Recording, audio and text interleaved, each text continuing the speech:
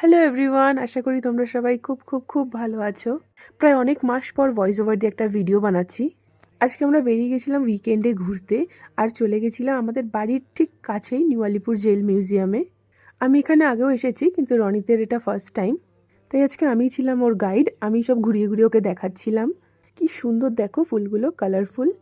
ঢুকতেই চোখে পড়বে নেহেরু কক্ষ, যেখানে আমরা কিছুক্ষণ সময় কাটালাম। তারপরে আমরা চলে গেলাম গ্যালোসে, যেখানে ফাঁসি দেওয়া হতো। আর ফাঁসি দেওয়ার আগে যাদেরকে রাখা হতো কারাগারে, তাদেরকেও দেখলাম। যেমন এখানে দীনেশ গুপ্তার সামনে আমরা দাঁড়িয়েছিলাম।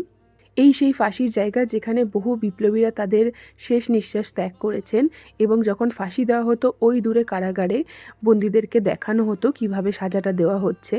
আমরা এখন যাচ্ছি নেতাজি কক্ষের দিকে, যেখানে নেতাজি স্বয়ং 6 মাস এখানে ছিলেন এবং এখান থেকে তিনি পালিয়ে গেছিলেন।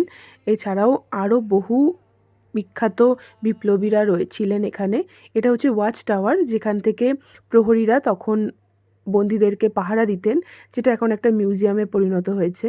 তো আমাদের বেসিক্যালি আজকে জেল মিউজিয়ামে যাওয়া এখানকার লাইট অ্যান্ড সাউন্ড শোটা দেখার জন্য, যেটা হয় বিকেল 6:30টায়। তো আমরা এগুলো ঘুরে ঘুরে দেখছিলাম। জেনারেলি মিউজিয়াম 5:30টায় বন্ধ হয়ে যায়। যেহেতু আমাদের কাছে লাইট অ্যান্ড সাউন্ড শোয়ের টিকিট ছিল, তাই আমাদেরকে এগুলো ঘোরার পারমিশন দিচ্ছিল। বাট স্টিল সেটা 5:30 অবধি, তারপর আমাদের অ্যালাউ করেনি। তারপর আমাদের ওয়েট করার জন্য বসে থাকতে হয়েছিল। আর 5:45 হতেই আমাদেরকে ঢুকতে দিল লাইট অ্যান্ড সাউন্ড শোয়ের জন্য, যেটা একটা খোলা মাঠের মধ্যে হয়। সো এখানে রেকর্ড করার কোনো পারমিশন নেই। রেকর্ডিং করতে দেখলে 300 টাকা ফাইন নেওয়া হয়। আমি খুব ছোট্ট একটা ক্লিপ নিয়েছি, যাতে আমি এখানে শেয়ার করতে পারি। সেটা আমি তোমাদের দেখাচ্ছি।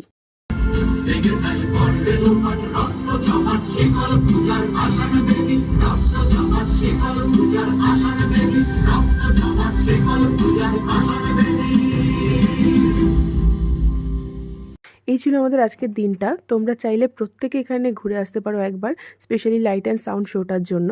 সো চলো, দেখা হবে নেক্সট কোনো ভিডিওতে। টাটা।